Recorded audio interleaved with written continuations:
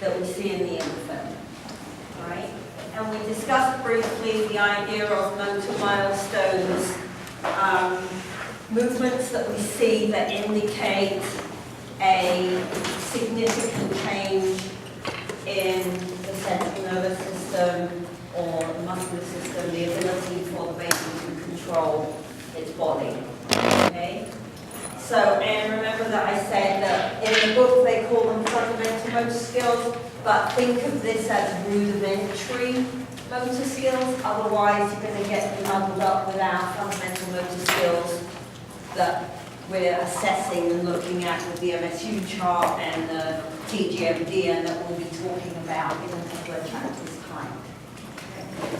So a couple more models. We've got our triangle, our constraints triangle, with our individual, our task, and our environmental constraints.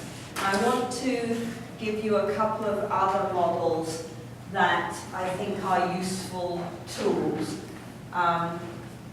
The first one is by a researcher called Seefeld, and it was around 1980. Okay, and his model is more of a pyramid rather than a triangle, so it's like the triangle with the top cut off.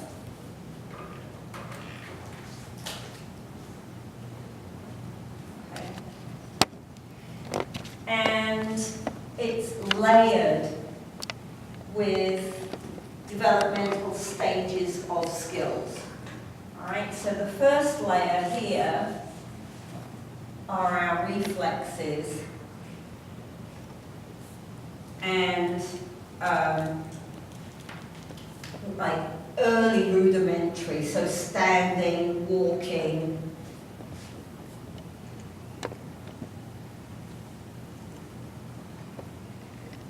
that we'll cover today. And then the next layer is our fundamental motor skills. So our running, throwing, catching, striking, jumping, hopping, climbing stairs, things like that will go in here. And the reason that I really like this particular model is that it then has a barrier. And he called it the proficiency barrier.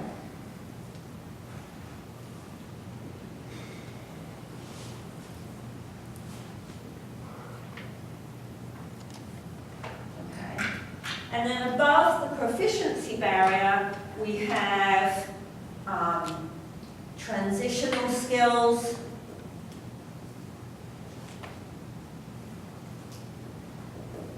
and then sport skills and lifestyle activity skills.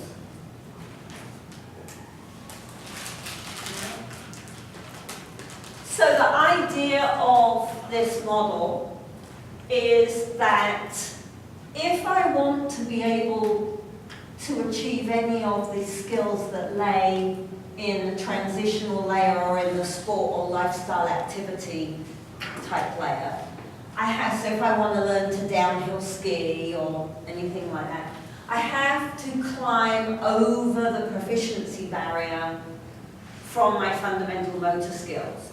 So that means that my fundamental motor skills have to be competent, have to be proficient to get over the barrier to carry on moving up through the pyramid. All right? So it's just a different visual, and it's more based in the idea of our stages of development, rather than our triangle that is looking at how and why do I see what I see. Yes, sir? What was the word after the reflexes, the early what, sorry? Early rudimentary. Right. So here, this I want you to consider rudimentary, because most books call the skills we're going to cover today rudimentary, not fundamental. And I think that that will get us confused. And then the other model that I wanted to introduce you to was, I'm going to give you the original version. They've actually updated it really recently. Osman. And this was 1998. And so they do have a new version out. But the original one does what I want you to see. So they used an hourglass. What is that called? What is it called? The first, What's the model called? Yeah, what's the first name right there. Gallagher and Osman.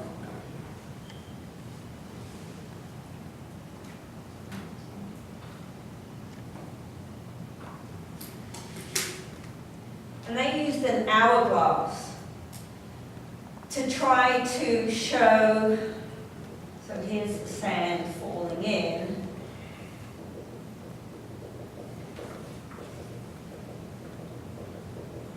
Okay, so the sand has to build up and they have reflexes, very similar levels to the other one. Here they have rudimentary.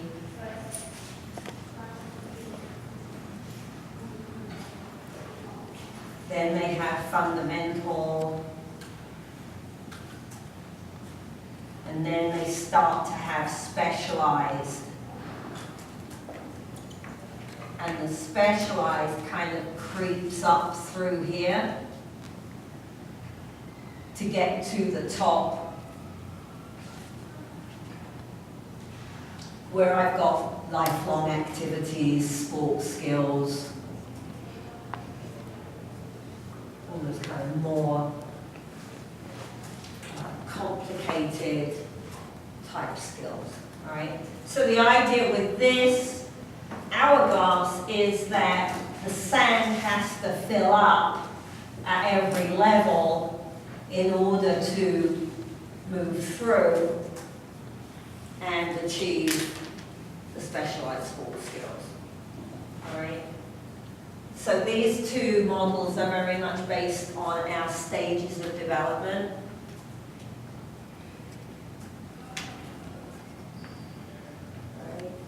All our movement skills, the reason we had to look at reflexes and stereotypies, and the reason we're going to look at motor milestones is they all build on each other. I can't skip to the top. I have to go through each level. And I don't have to learn every skill at every level, right? But, because some of you can't do a cartwheel, but you can hit a ball really well, right? So I don't have to do all the skills at that level in order to cross the barrier or to squeeze through the hourglass, but I have to have a good foundation of these lower level skills. Does that make sense? All right, let's...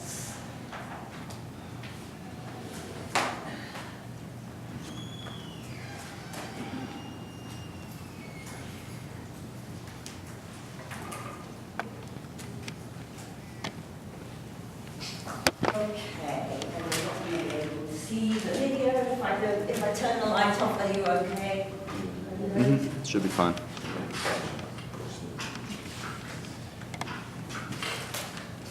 I'm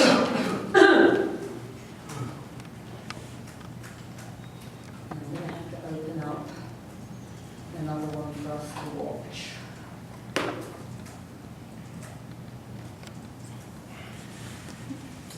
It is a nuisance that they cannot get the videos to work inside.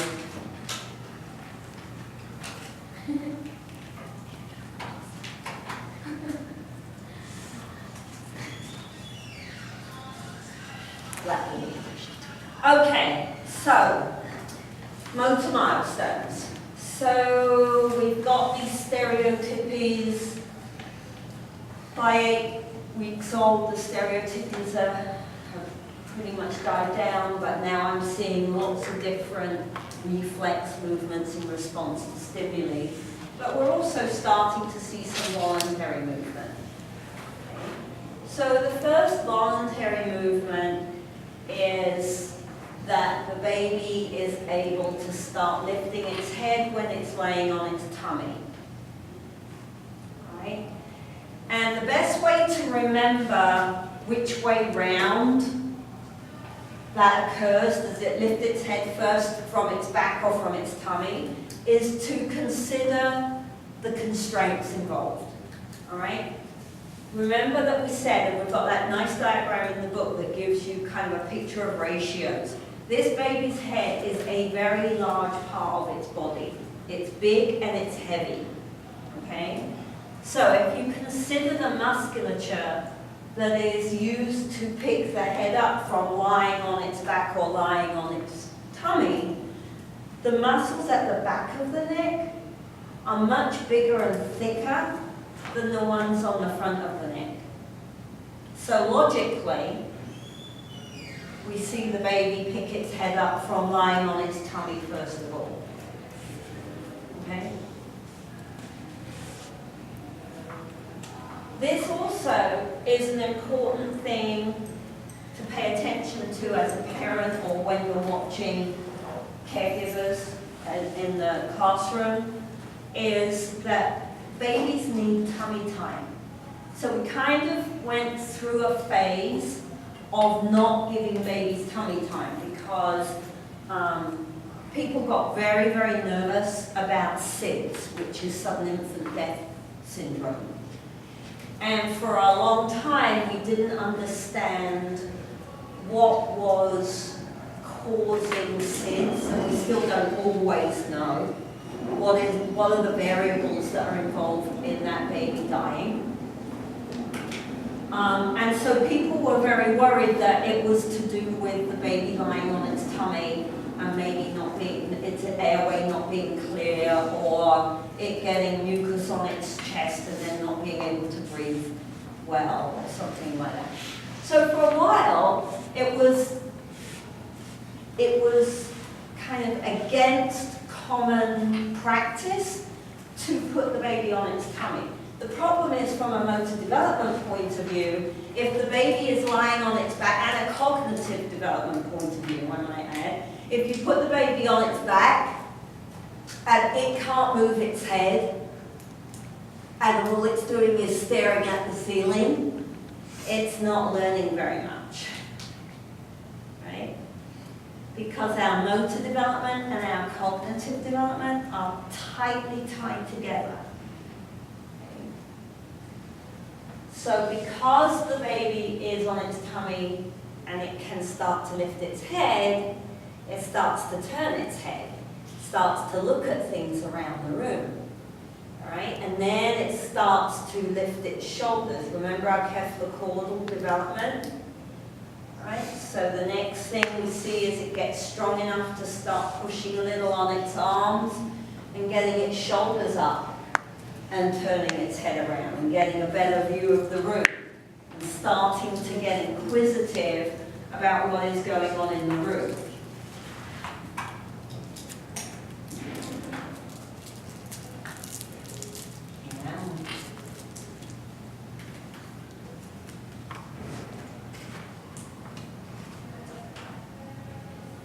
So the leg kick is still a stereotypy, right? But it's not very strong now. But you see how he's looking around? Probably looking at Mum. They've probably got Mum sitting there off camera. Right? Whoop. Okay? So getting strong now.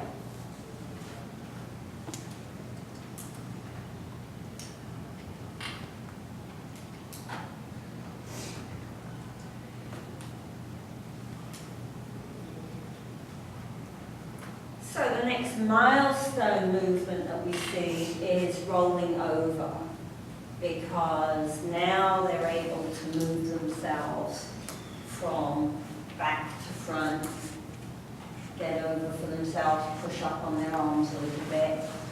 And especially if you've been practicing, they'll be able to sit unsupported. And it's a little bit of a cheat, the sitting at 5 months, because they use the fact that they're pretty flexible in their hips. They don't sit up like this, but if you sit them and you balance them, so their center of gravity is way over their base of support, they can hold that now. But it's not sitting, when they say sitting unsupported, they're not like sitting upright, right? They're just they're able to balance themselves if you get them in the right position, okay?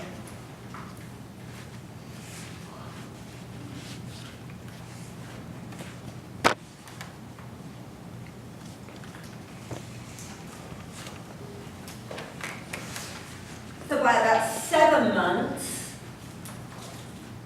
they're going to start to get up on their hands and knees. So from the lifting their shoulders and pushing on their arms, they'll gradually get strong enough to the point where they can push and stick their bum back, and they end up on hands and knees, right? They can't do anything once they're there. They just kind of wobble around, and they'll start to rock backwards and forwards because they can't, if they lift the hand, they're going to fall on their face.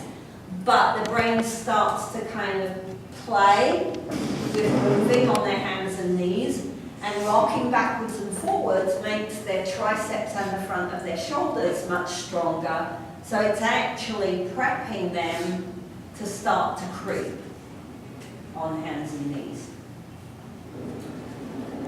So on average, 8 months is when we start to see creeping. Some children will skip creeping and go straight to standing up and trying to walk. Not many, but you do see that occasionally. Some children won't creep, they'll do a bum scoot instead.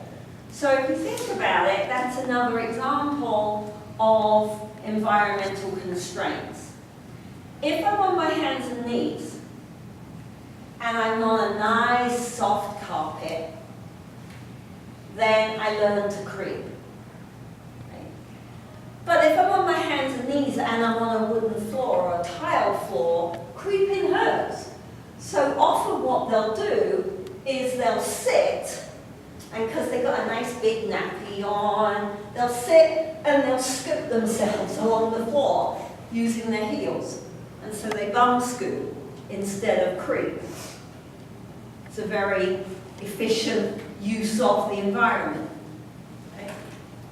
Creeping is a huge step because in order to creep, I have to transfer my weight to move a hand and a knee, and then transfer it over again to move a hand and a knee. I've got to move my upper limbs and my lower limbs.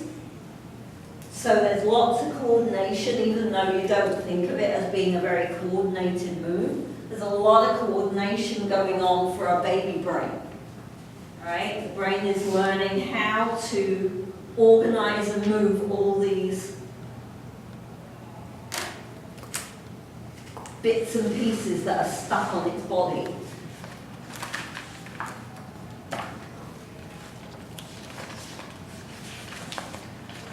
Alright, so here we go. Up we go. And off he goes. Right? So, nice chubby knees. Remember that they're putting on loads of fat cells, right? So those first 6 months, he's coming up 8 months. Look at that. Nice chubby knees, chubby elbows, short shoot.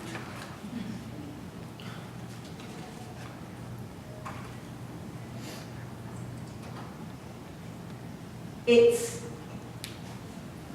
creeping in motor development, right? In everyday language, we call that crawling, but in motor development, it's creeping. Crawling is a different skill. Crawling, you sometimes see before creeping, and it's where they push on their hands and they kind of drag themselves along on their tummy. So it's like an army seal trying to get under a rope on an obstacle course. Right? So crawling, the tummy is on the floor, they're dragging themselves along. Creeping is hands and knees, much more efficient movement skill.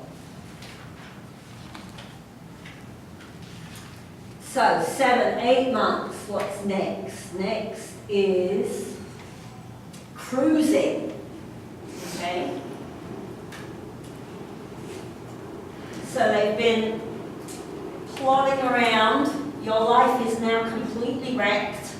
Once they can self-locomote, all peace and quiet in your house is gone, because you now can't put them down and walk away and put the kettle on and come back and they're still in the same place.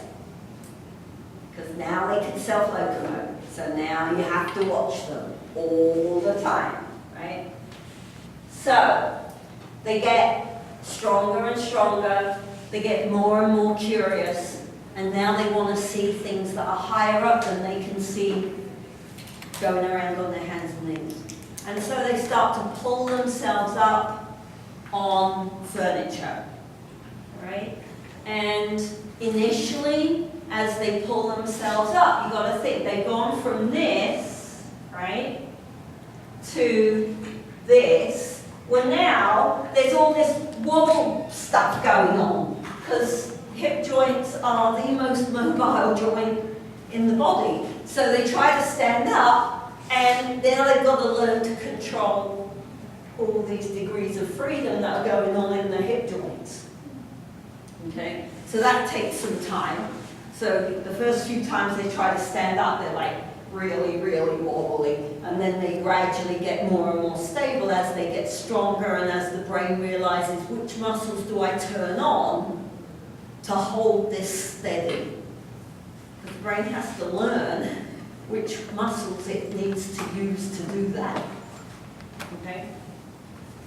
So the cruising, they pull themselves up to stand, and the cruising is walking along the furniture, holding onto the furniture, going sideways.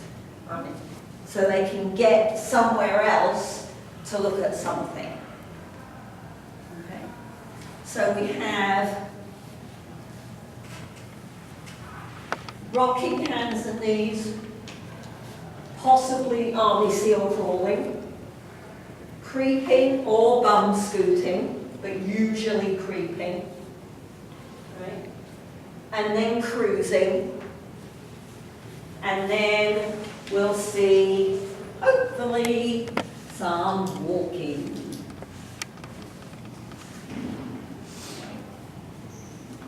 So on average, 10 months, they can stand on their own.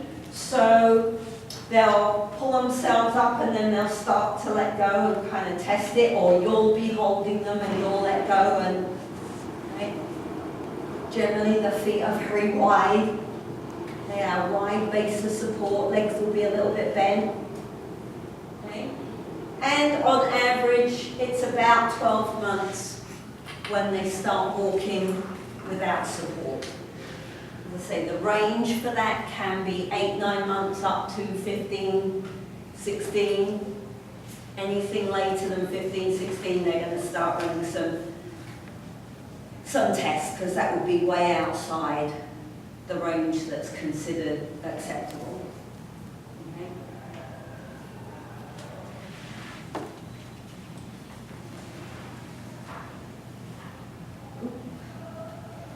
So here's pulling ourselves up.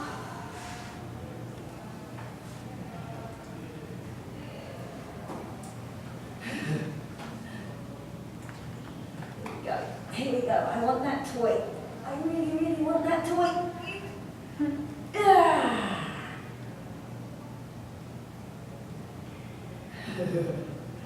And you can see there's some wobble around that leg, but pretty strong since he's only got 1 foot on the floor most of the time.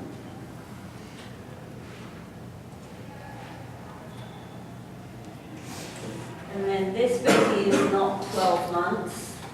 This wouldn't count as walking unsupported if she's going to walk. Is she going to walk? Oh, those are chubby knees. There we go.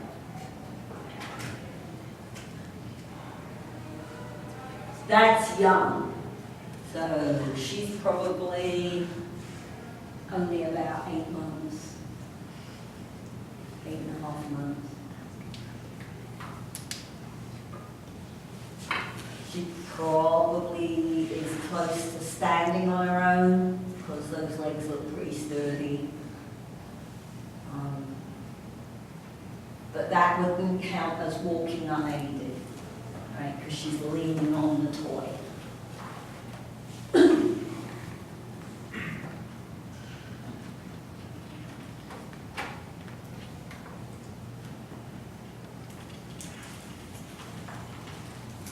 Okay.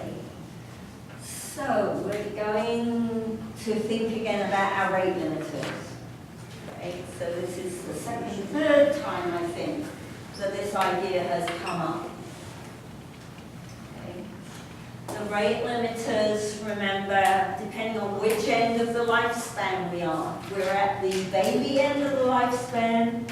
The rate limiters are going to be the constraints that are developing the slowest, that are holding back a motor skill from occurring. If I'm at the other end of the lifespan, the rate limiter is going to be the system that is deteriorating the quickest so that I'm no longer able to perform a skill I could do.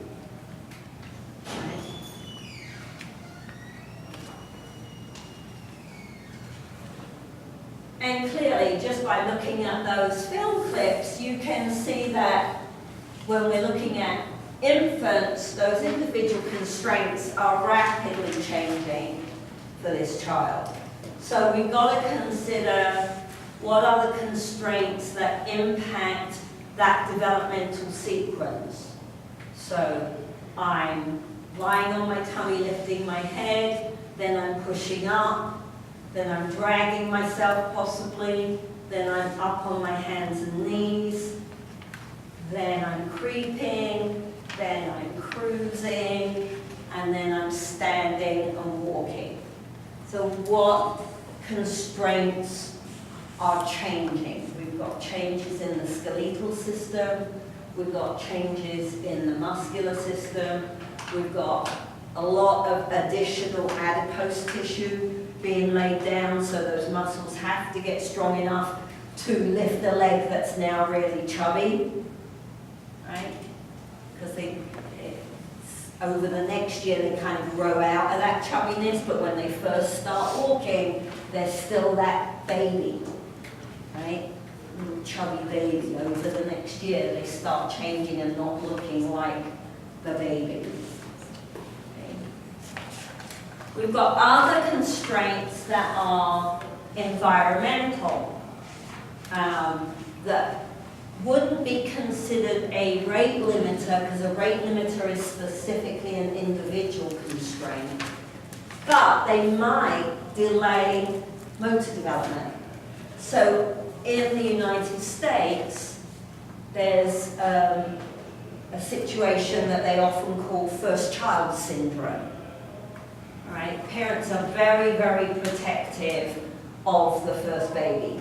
By the time you have the second one, you kind of go, oh, it's okay. Right? But the first one is like, oh my God, it's going to break. I've got to look after it. I've got to carry it everywhere, put it down, put it down. Right? And so that well-meaning, loving, taking care of actually slows down some motor development, because the baby needs to be on the floor, needs to be practicing rocking on its hands and knees, needs to be able to cruise the furniture, right? You can't go, oh, I haven't hoovered the furniture and there's bugs all over it, and so don't do that. Let me pick you up and I'll carry you around on my hip until you're like 18 months old. Delays walking, delays running, delays self-locomotion, and the problem is it's the self-locomotion that drives the cognitive development. Being carried around doesn't have the same effect. Okay.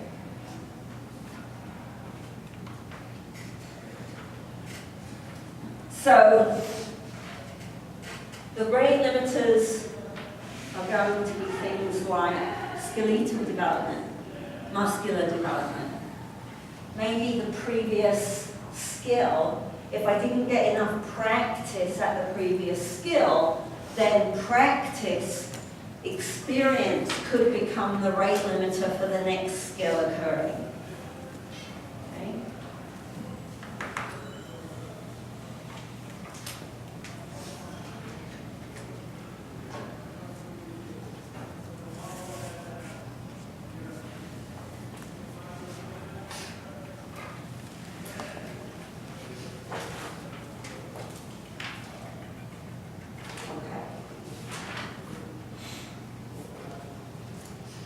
So, if I'm going to stand, if I'm going to walk, I have to be able to balance pretty well. And they fall a lot, right? It's one of the reasons why parents get a little bit nervous. Because they do fall a lot, that head's heavy, right? And their feet are little, and so they tip over quite easily. Right? So, some of the rate limiters that we look at are less structural and more functional, because the brain has to be able to link together, we call it coupling, the information that it's receiving from the vestibular system in the inner ear, from pressure receptors on the bottom of the baby's feet, from joint receptors in the hips. It's got to have all that information and link it to postural muscles, hip muscles, leg muscles, in order to coordinate the movement. Right? So we have a coupling of this sensory information with the motor response based on experience. And so that coupling can be a rate limiter, but it's linked to that experience idea. Okay. Don't know if this link will work. Let's try it and see. It might be too old.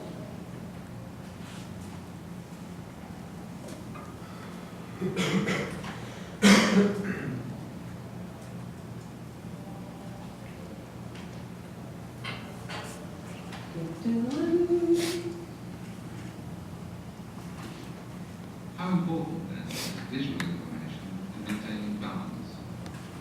In most adults, even when doing a difficult task, the sway is small and balance is easily maintained. But if visual information is important, then it should be possible to upset a subject's balance in an experimental room by moving the room gently forwards or backwards. Infants learning to stand are less stable than the adult and far more easily put off balance. The infant in this experiment has only been walking for a month. When we move the room backwards, the child falls. Go bonk. So cute. In 92 trials of this type, 7 infants, balance was clearly disturbed in the predicted direction in 82% of the trials. You see, when they move the room forwards, she tips It forward. seems then And that when to they be move it able to backwards, maintain she balance, falls backwards. visual information Because is far more we're perfect so, than mechanical information. we're so driven by that visual sensory information, and we don't pay attention to all the other information that's saying, wait, nothing's moving. But the adult, however, is less sensitive to conflict between visual and mechanical information. And movements of the room do not, as with the infant, knock him But let us give him an unfamiliar It balance. does increase sway Such as though. standing on a If you're level looking pin. at a balance platform, you do see more sway when you move the With his room. eyes closed, he depends solely on mechanical stimuli, quickly becomes unstable and falls off. Or, with his eyes open, if the room is moved even slightly, he will lose his balance, just as the infant did.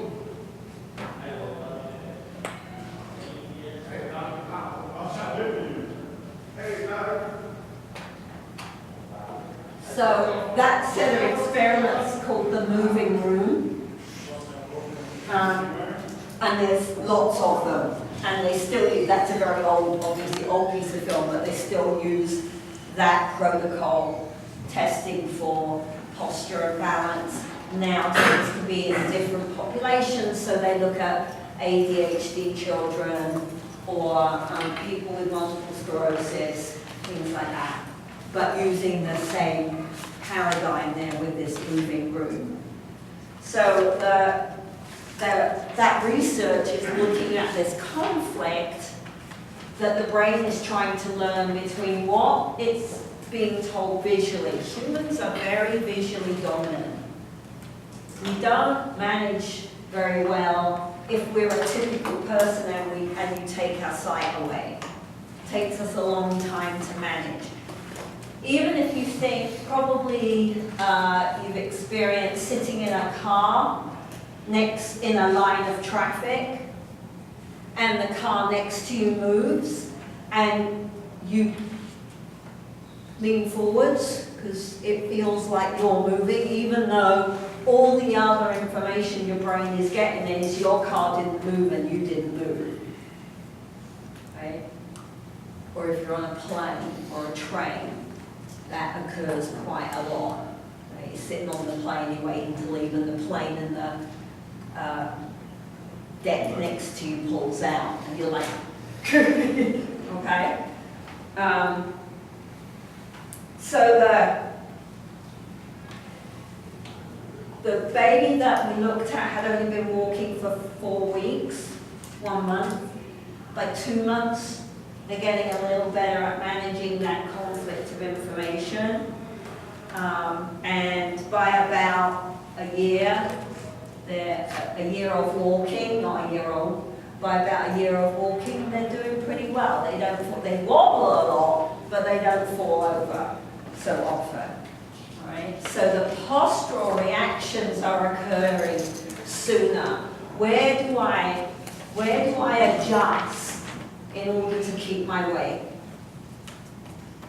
In the middle. Do I adjust at my ankles? Do I adjust at my knees? Do I adjust at my hips? How do I maintain posture when it's perturbed? Right?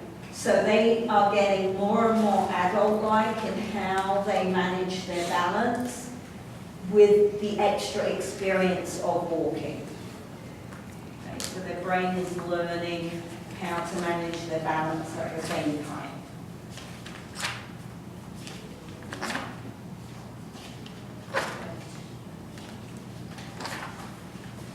Posture stuff is fascinating.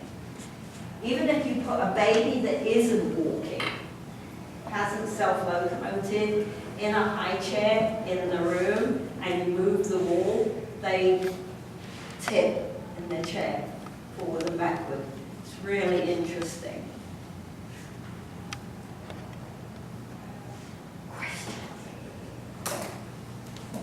Okay. Wednesday I'll have exams for you.